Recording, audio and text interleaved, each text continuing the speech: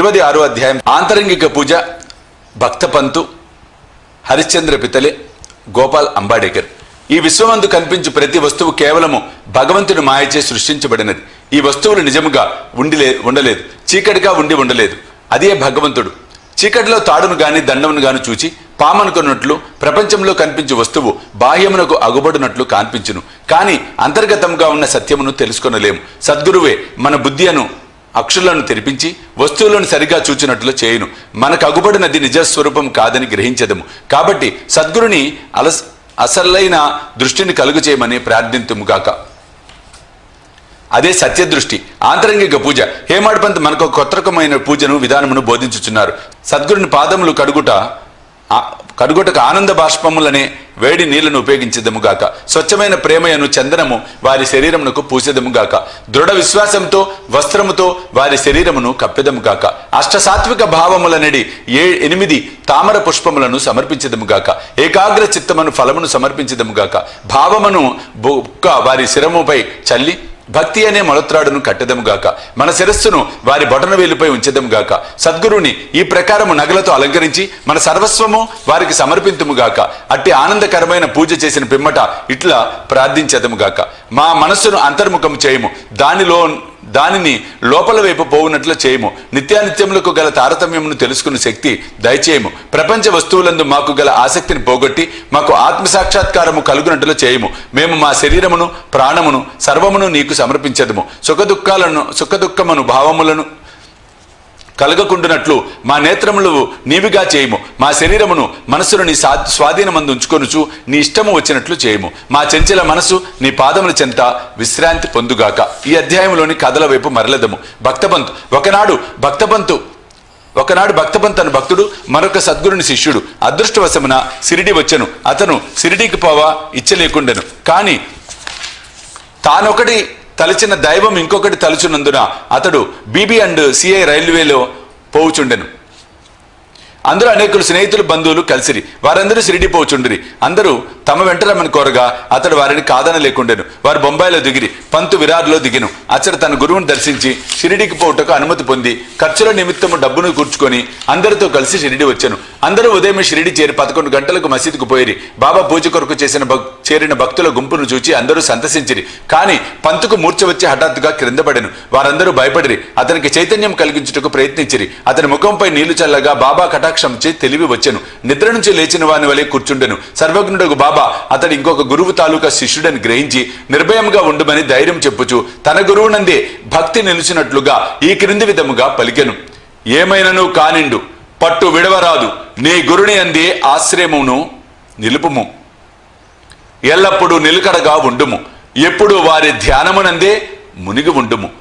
పంత్ ఈ మాటల యొక్క ప్రాముఖ్యమును గ్రహించెను. ఈ విధముగా తన సద్గురుని జ్ఞప్తి తెచ్చుకొనెను. అతడు తన జీవితంలో బాబా చేసిన మేలుని మరువలేదు. హరిశ్చంద్ర పితలే. బొంబాయిలో హరిశ్చంద్ర పితలే అతను ఉండెను. అతనికి మూర్ఛ రోగంతో బాధపడుచున్న కొడుకు గలడు. ఇంగ్లీష్ మందులను ఆయుర్వేదం మందులను కూడా వాడెను. కానీ జబ్బు కుదరలేదు. కావున యోగుల పాదములపై పడుటే సాధన ఒకటి మిగిలెను. 15వ అధ్యాయం నందు చక్కని కీర్తనలచే దాసుకొని బొంబాయి కీర్తిని బొంబాయి ప్రెసిడెన్సీలో వెల్లడి చేసినని తెలుసుకొంటిమి. 1910లో పితలే అట్టి కథలు కొన్నిటిని వినెను. వాని నుండి ఇతరులు చెప్పిన దాని నుండి బాబా తన దృష్టి చేతను స్పర్శ చేతను బాగు కానట్టి జబ్బులను బాగు చేయనని గ్రహించెను. సాయిబాబాను చూచుటకు మనసులో కోరిక పుట్టెను. సర్వ విధములు సన్నాహమై బహుమానములు వెంట తీసుకొని పండ్ల బుట్టలను పట్టుకొని భార్య బిడ్డలతో షిరిడీకి వచ్చెను. అతడు మసీదు పోయెను. బాబాకు సాష్టాంగ నమస్కారం చేశాను. తన రోగి కొడుకును బాబా పాదములపై వేశాను. బాబా బిడ్డ వైపు చూడగానే ఒక వింత జరిగాను. పిల్లవాడు వెంటనే కళ్ళు గిర్రును తిప్పి చైతన్యం తప్పి నేలపై పడెను. అతని నోట చొంగగారెను. అతని శరీరమును చెమటబట్టెను. అతడు చచ్చిన వాని వలె పడెను. దీనిని చూచి తల్లిదండ్రులు మిక్కిలి భయపడిరి. అటువంటి మూర్ఛలు వచ్చుచుండెను. కానీ ఈ మూర్ఛ చాలాసేపటి వరకు ఉండెను. తల్లి కంటి నీరు వరదలాగా కారుచుండెను. ఆమె ఏడ్చుట మొదలెడెను. ఆమె స్థితి దొంగల నుండి తప్పించుకొనవలెనని ఒక గృహములోనికి పరిగెత్తగా అది తనపై పడినట్లుగా పులికి భయపడి పారిపోయి కసాయి వాని చేతిలో పడిన ఆవు వలె ఎండచే బాధపడి చెట్టు నీడకు పోగా అది బాటసారిపై పడినట్లు, లేదా భక్తుడు దేవాలయంకు పోగా అది వానిపై కూలినట్లు ఉండెను. ఆమె ఇట్లా ఏడ్చుచుండగా బాబా ఆమెను ఇట్లు ఓదార్చాను. ఇట్లా ఏడవవలదు, కొంతసేపు ఆగుము, ఓపికతో ఉండుము, కుర్రవాణిని బసకు తీసుకొని పొమ్ము, అరగంటలో వానికి చైతన్యము వచ్చును. బాబా చెప్పిన ప్రకారం వారు నెరవేర్చిరి. బాబా మాటలు యథార్థములయ్యను. వాడలోనికి తీసుకొని పోగానే కుర్రవానికి చైతన్యము వచ్చెను. పితలే బాబా దర్శనమునికై భార్యతో షిరిడీకి వచ్చెను. భార్యతో మసీదుకు వచ్చెను. వారు బాబా పాదములకు వినయ సాష్టాంగముతో నమస్కారం చేసి పాదములు ఒత్తుచు కూర్చుండిరి. మనసులో బాబా చేసిన ఉపకారమునకు నమస్కరించుచుండిరి. బాబా చిరునవ్వుతో ఇట్లనిరి, నీ ఆలోచనలు, సంశయములు, భయోత్పాతములు చల్లబడినవా? ఎవరికైతే నమ్మకము, ఓపిక కలదో వారిని తప్పక భగవంతుడు రక్షించును. పితలే ధనికుడు, మర్యాద కలవాడు. అందరినీ అమితముగా అతడందరికీ అపరిమితముగా మిఠాయిలు పంచిపెట్టాను. బాబాకు చక్కని పండ్లను తాంబూలం ఇచ్చాను. పితలే భార్య సాత్వికురాలు. ఆమె నిరాడంబరత ప్రేమ భక్తులతో నిండి ఉండెను. ఆమె స్తంభమునకు దగ్గరగా కూర్చొని బాబా వైపు దృష్టి నిగడ్చి కండ్ల నుండి ఆనంద బాష్పములు రాల్చుచుండెను. ఆమె స్నేహ ప్రేమ భావములను కని బాబా మిక్కిలి సంతృష్టి చెందెను. దేవుని వలె యోగీశ్వరులు కూడా తమ భక్తులపై ఆధారపడి ఉండేదరు. ఏ భక్తుడు హృదయపూర్వకముగాను మనఃపూర్వకముగాను పూజించి శరణు వేడునో వానికే భక్తుడు తోడ్పడును. వారు కొద్ది రోజులు బాబా వద్ద సుఖముగా ఉన్న పిమ్మట ఇంటికి పోవ నిశ్చయించి బాబా దర్శనముకై మసీదు వచ్చిరి. బాబా వారికి ఊది ప్రసాదం ఇచ్చి ఆశీర్వదించెను. పితలని దగ్గరికి పిలిచి ఇట్లనెను, బాపు, అంతకు ముందు 2 రూపాయలు ఇచ్చి ఉంటివి, ఇప్పుడు 3 రూపాయలు ఇచ్చుచున్నావు. వీనిని మీ పూజా మందిరములో పెట్టుకొని పూజించుము. నీవు మేలు పొందెదవు. పితల వీడిని ప్రసాదముగా అంగీకరించాను. బాబాకు సాష్టాంగ నమస్కారం చేసి ఆశీర్వచనములకై ప్రార్థించాను. ఇదే తాను షిరిడి పోవటం మొదటిసారి కనుక అంతకుముందు 2 రూపాయలు ఇచ్చెను అన్న బాబా మాటలకు అర్థం గ్రహింపలేకుండెను. దీనిని తెలుసుకొనవలెనని కుతూహలం పడెను. కాని బాబా ఊరుకొనెను. స్వగృహమునకు పోయి తన ముదుసలి తల్లికి వృత్తాంతము చెప్పగా బాబా అంతకు ముందు 2 రూపాయలు ఇచ్చెను అనెను. అదేమి అని అడగగా ఆమె తన పుత్రునితో ఇట్లనెను, నీ కొడుకుతో నీవిప్పుడు షిరిడి పోయినట్లు మీ తండ్రి నిన్ను తీసుకొని అక్కల్కోట్కర్ మహారాజ్ గారి వద్దకు పోయాను. ఆ మహారాజు కూడా సిద్ధపురుషుడు, ఈ పూర్ణయోగి, సర్వజ్ఞుడు, దయాళువు. మీ తండ్రి నిర్మలమైన భక్తుడు కనుక ఆయన పూజను స్వామి ఆమోదించితిరి. వారు మీ తండ్రికి 2 రూపాయలు ఇచ్చి మందిరంలో పెట్టి పూజించమని అనిరి. మీ తండ్రి గారు చనిపో వరకు వాణిని పూజించుచుండిరి. అటు పిమ్మట పూజ ఆగిపోయినది. రూపాయలు పోయినవి. కొన్ని సంవత్సరముల పిమ్మట రూపాయల సంగతి పూర్తిగా మరిచితిని. నీవు అదృష్టవంతుడు ఒకటిచే అక్కల్కోట్ మహారాజు శ్రీ సాయి రూపంలో కనిపించి నీ కర్తవ్యము జ్ఞప్తికి తెచ్చి నీ కష్టములను తప్పించ చూచుచున్నారు. కాబట్టి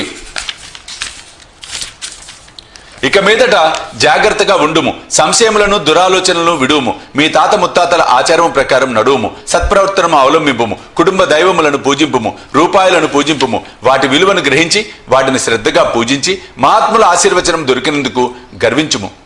శ్రీ సాయి నీలోనున్న భక్తిని మేలుకొల్పినారు. నీ మేలు కొరకు దానిని అభివృద్ధి చేసుకొనుము. తల్లి మాటలు విని పెతలే మిక్కిలి సంతసించెను. శ్రీ సాయి యొక్క సర్వాంతర్యామిత్వం నందు, వారి శక్తి యందు అతనికి నమ్మకము కలిగెను. వారి దర్శన ప్రాముఖ్యమును గ్రహించెను. అప్పటి నుండి తన నడవడి గూర్చి చాలా జాగ్రత్తగా ఉండెను.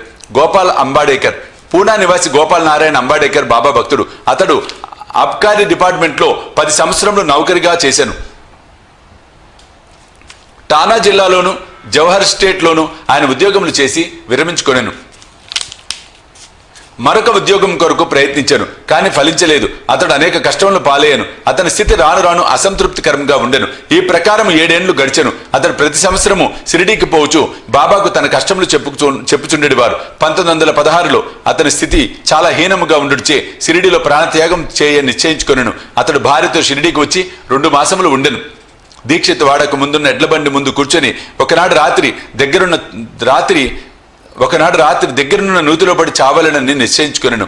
అతని ప్రకారం నిశ్చయించుకొనగానే బాబా మరొకటి నిశ్చయించెను. కొన్ని అడుగుల దూరమున ఒక హోటల్ ఉండెను. దాని యజమాని సగుణమేరు నాయక్. అతడు బాబా భక్తుడు. అతడు అంబాడేకర్ను పిలిచి అక్కల్కోట్కర్ మహారాజ్ గారి జీవిత చరిత్రను చదివితివా అని అడుగుతూ పుస్తకం ఇచ్చాను.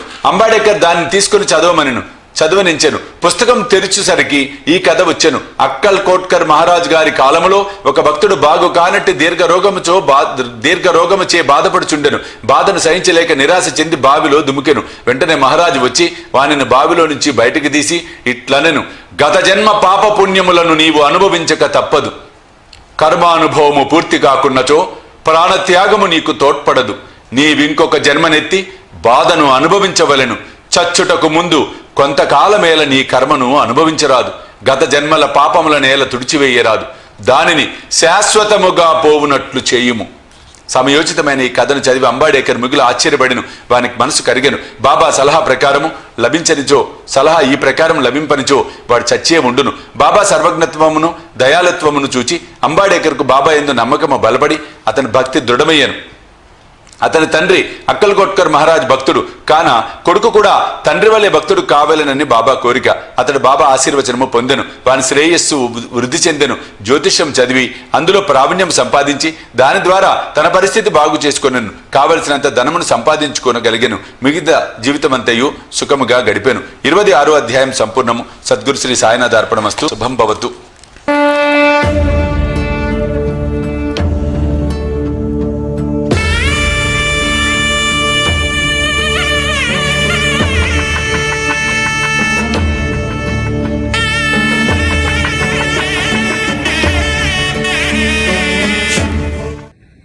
సాయి దివ్య రక్షా కవచ యంత్రానికి